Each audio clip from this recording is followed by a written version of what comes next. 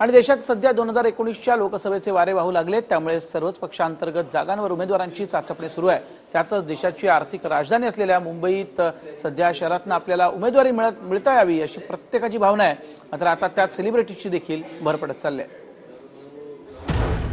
मुंबईच्या राजकारणात होणार नवा बदल। सेलिब्रिटींना राजकारणाची भुरळ। काँग्रेसकडून उमेदवारीसाठी सेलिब्रिटी उत्सुक। तुम्हा आम्हा सर्वांना मुंबईचं विशेष आकर्षण असतं। तसंच आकर्षण आता मुंबईच्या लोकसभा मतदारसंघातून निवडणूक लढवण्याकरता सेलिब्रिटींना असणार असल्याचं कळतंय। काँग्रेस पक्षाकडून तिकीट मिळवण्याकरता माजी कर्णधार असुरुद्दीन, अभिनेत्री नगमा आणि अभिनेते राज बब्बर तिकिटासाठी इच्छुक असल्याचं म्हटलं जात आहे। लोकसभा निवडणुकीला अवघे काही महिनेच उरलेत, त्यामुळे इच्छुक उमेदवार आपल्या मतदारसंघासाठी तजवीज करताना दिसतायत। मुंबई उत्तर मध्यमधून प्रिया दत्त यांनी माघार घेतल्यानंतर माजी क्रिकेटपटू असुरुद्दीन यासाठी प्रयत्नशील असल्याचं कळतंय। त्याचबरोबर कृपाशंकर सिंग, बाबा सिद्दीकी यांची नावं चर्चेत आहेत।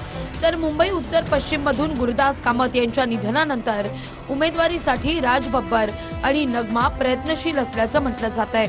असं जरी असलं तरी पक्षासाठी केलेलं काम आणि जिंकून येण्याच्या क्षमतेवरच उमेदवारी निश्चित होते असं काँग्रेस नेत्यांचं म्हणणं आहे। मोदी फार लोकप्रिय आहेत, फक्त आपल्या देशातच नाही तर परदेशात पण खूप लोकप्रिय आहेत। पण आता भ्रमाचा भोपळा फुटलेला आहे। लोकांना वास्तवाची जाण झालेली आहे। त्यांना एक विश्वासघाताची भावना निर्माण झालेली आहे। भ्रमनिराश झालेला आहे। आपल्याला कोणीतरी खोटी आश्वासन देऊन फसवले याची भावना झालेली आहे, म्हणून लोक रस्त्यावर उतरत आहेत। राज बब्बर यांचा 2014च्या निवडणुकीत माजी लष्कर प्रमुख VK सिंग यांनी गाझियाबाद मतदारसंघातून पराभव केला होता।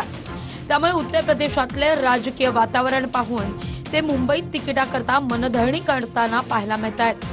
दुसरीकडे दक्षिण मध्य मुंबईतून एकनाथ गायकवाड, भालचंद्र मुणगेकर, हुसेन दलवाई यांची नावं चर्चेत आहेत। दक्षिण मुंबईतून मिलिंद देवराय यांची उमेदवारी निश्चित समजली जाते।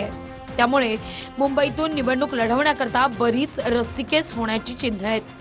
2014च्या लोकसभा निवडणुकीत मुंबईत काँग्रेसला एकही जागा जिंकता आली नाही, पण यावेळी काँग्रेसला अनुकूल वातावरण निर्माण झालंय।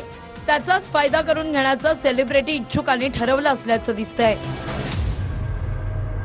मुंबईमधून अनेक सेलिब्रिटी निवडणूक लढवण्यासाठी इच्छुक आहे, पण काँग्रेसमधली अंतर्गत बंडाळी आणि या तिकिटांना होणारा वरिष्ठ नेत्यांचा विरोध यातून हायकमांड कशा पद्धतीने मार्ग काढतं हे पाहणं महत्त्वाचं ठरणार आहे। कारण की मुंबई काँग्रेसमधली गटबाजी सातत्यानं उफाळून आलेली आपल्याला पाहायला मिळते। Cameraman Santosh कदमसह Sunil Kale, TV9 Mumbai.